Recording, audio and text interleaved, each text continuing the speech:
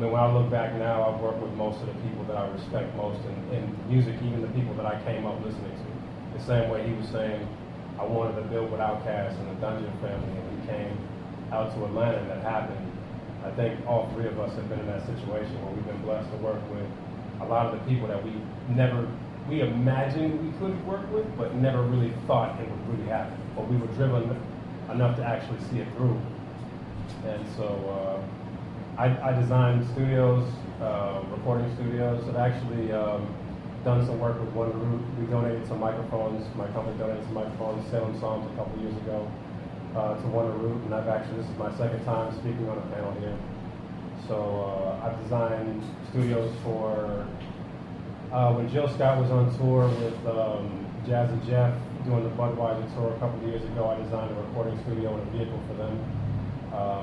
I did a $500,000 recording studio project for a pro audio company that traveled South by Southwest, Winter Music Conference, A3C Hip Hop Festival, Brooklyn Hip Hop Festival, ID Festival. It was featured inside of NAMM, where they actually drove the bus inside of NAMM so people could kind of come in and work. As far as my company's concerned, we've worked with Apple, we've worked with, same thing, Beats by Dre, Monster. We've worked with, you name it, if they're a pro audio company, we've worked with them, from JBL to Focusrite to whomever. We just, software companies, the guys that make Pro Tools. So we, all three of us have kind of been around. And like I said, I do radio now, so we'll get into that later, I guess. All right. It's deep. The experience is deep here. And so the first question I'm going to ask, and I want everyone to take their turn to answer the question themselves, is why do you do the work that involves the community? What is it in your life experience or something that happened to you or something that you realized that makes you reach out to the community all the time? And I know each one individually, so I know that we work together but also separately in your own projects. So we'll start with Flux, go with Mr. Soul, then Jennifer and Amon. Okay, how about that? We'll do it like that. All right. All right. Okay. I think, for me, it's really about a fairness. You know what I mean? As you growing up as a child, they say, life ain't supposed to be fair. And you always wonder why people can't deal fairly. You know what I mean? So growing up in my neighborhood, you would see that. I mean, dealing with just, an understanding between people, how it always is a misunderstanding and it can lead to something, hazardous. You know what I mean? Or even dealing with the police when crack came in the 80s and a lot of black neighborhoods was turning into crack neighborhoods, and police coming in to regulate and how they deal with the people. You know what I mean? So it's just like those injustices, seeing how the government could be hypocritical and how that affects your society and your neighborhood and your people. So it's like that's always been a part of growing up as a black man in America. So that's what really drives me, because I'm like, well, I can understand certain things, so why can't everybody? You know what I mean? And my part in terms of being an artist is to share my understanding about that so people could kind of connect or see things differently, because a lot of times, nowadays people get stuck in their ways early age. You know what I mean? Usually it's like the elders, like, man, I've been around the block a couple times, I know what I'm talking about. But youngins now is stuck in their ways at age 18, you know what I mean, 20.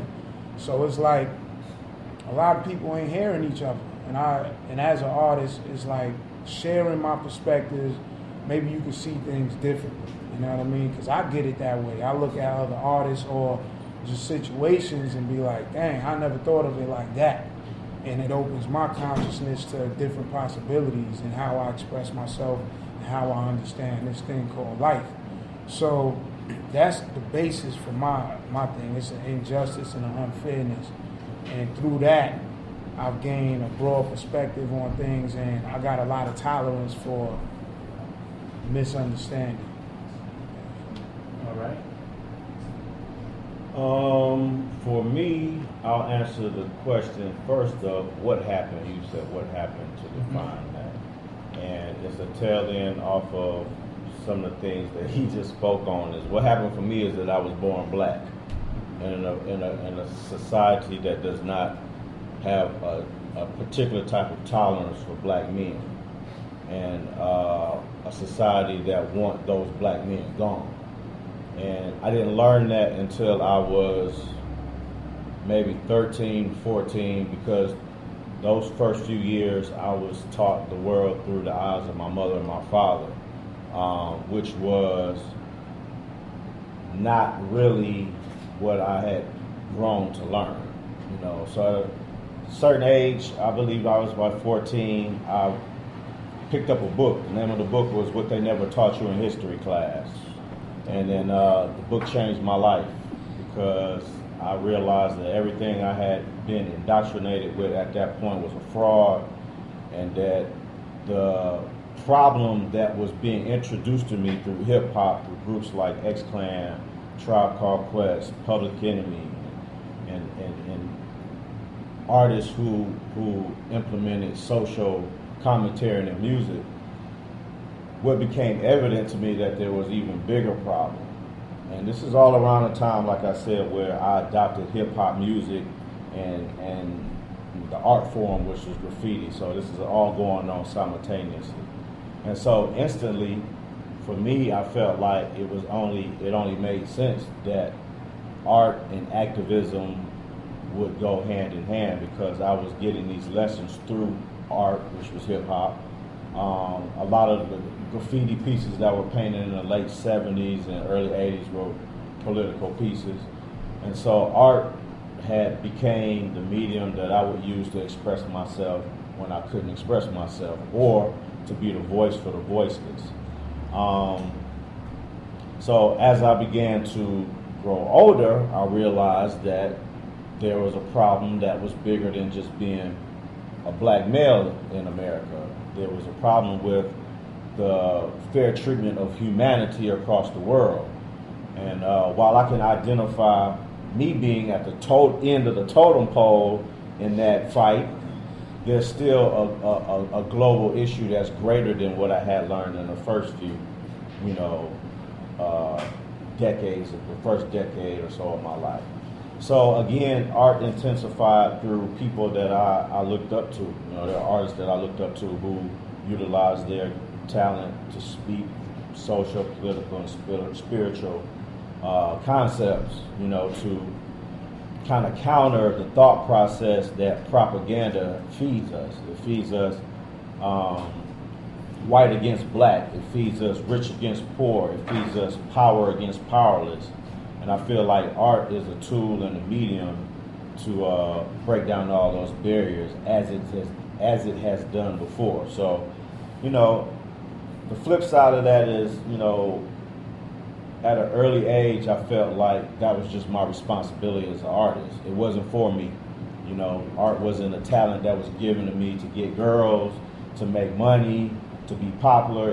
I had to say something. That's why sometimes when I'm not saying something, or when any artist is not saying something, it's your conscience speaking, telling you that, you need to get on your job. Because this gift is a special one. And a lot of people that we follow and a lot of propaganda that's out artistically now has suppressed what we should use it for. So, I happen to be a part of a collective of artists who are responsible with their gift. They use it to motivate and inspire people from all walks of life, ages, races, creeds, and I feel like that's just my purpose until the casket drops, is to play a role in utilizing art to introduce people to my struggle and my experience, and like Flux said, to help them to understand why this is and why everybody plays a role as to what's going on. So, yeah. Good answer. There's no bad answers. Jenna? I've been thinking about your question. I think about it in kind of two different buckets, so that's how I'm going to answer it. The first bucket, which is personal and me and why do I do this work, is similarly guided by my youth and by race. I don't have the experience of being a black male. I have the experience of being an Asian American female and the daughter of an interracial couple. My mother's family is from Korea and my father's family is from Poland. And so I would say that the central part of my identity growing up was one of race and one of invisibility. And I've been interesting listening to you two because I think my trajectory has been a little bit reversed. I think because there wasn't an infrastructure that I had access to of folks who looked like me and embodied my kind of racialized status, I identified first with just kind of silenced and oppressed people, period. And that's what I could read about, and that's what I could find, and that's what I could relate to. And I couldn't relate directly. I didn't have the exact experiences there. It's very different to operate as a black male than Asian American female in the United States. But I could identify with something that I wasn't seeing in the kind of dominant white patriarchal narratives that I was seeing on movie screens, etc. And then later in my life, and as I matured as an individual, and also as Asian America has kind of been brought into the mainstream and played a more kind of visible role, I think, in politics and culture and all those things. I've been able to kind of straddle both lenses, but my experience feeling like I didn't see myself, and really fighting angrily against silencing of people was a lot of what brought me to the work that I do. And then the second kind of bucket that I was thinking in about why do I work with community and why do I think the arts need to work with community, I think is because I think there's a place for art on the gallery walls, I do, and a place for artists as individuals, but I also think that in these kinds of discussions, in using the art as a tool for activism, if you want to make social change, like, we're all in it together, you know, so it doesn't make sense to me to not do that in partnership with the community. I think if we want to affect gender equality or income equality or climate change, like, here we all are being people, so we're going to have to do that together. And I also think that artists can have a real, and I do not identify as an artist, I think that artists can really kind of tilt the lens in really fascinating, interesting, meaningful ways. That in my life, the only real comparison is kind of intimate love that can evoke that kind of feeling and meaning for me. And I think that we need to bring those people that have those gifts, like the three of you, together with the larger community of non-artists to kind of have that conversation and use it to kind of move us forward to a place of more equality. Awesome. Good. Thank you. Yes, sir. All right, so I don't know that there was a particular turning point, but I have always hated bullies. And I'm sure all of us can identify with that. So as you get older, you start learning more about, like, you know, Mr. Soul said, like, you start learning more about the reality of life and how there's so much division and how many unfair things really do happen. And so, you know, I'm not a super duper activist, but I know when something's wrong, you know, and I'm just not afraid to respond when I think something is wrong. I'm not a quiet person when something injustice happens, you know what I mean? And I can definitely say that about these people that are up here with me. Like, nobody's like super rah-rah. We just, if we see something that's wrong, we say something or we do something about it. I think also too, artists in general are very emotional and very in touch with being withdrawn and trying to perceive things, because that's how we get, you know, there's like an input phase and an output phase, no matter what form of art you have, right? So you digest the information. So like you said, we kind of can get quiet from time to time. And as we're getting quiet, we're digesting information. Then when we go to output it, you know, all this stuff happens. So I think being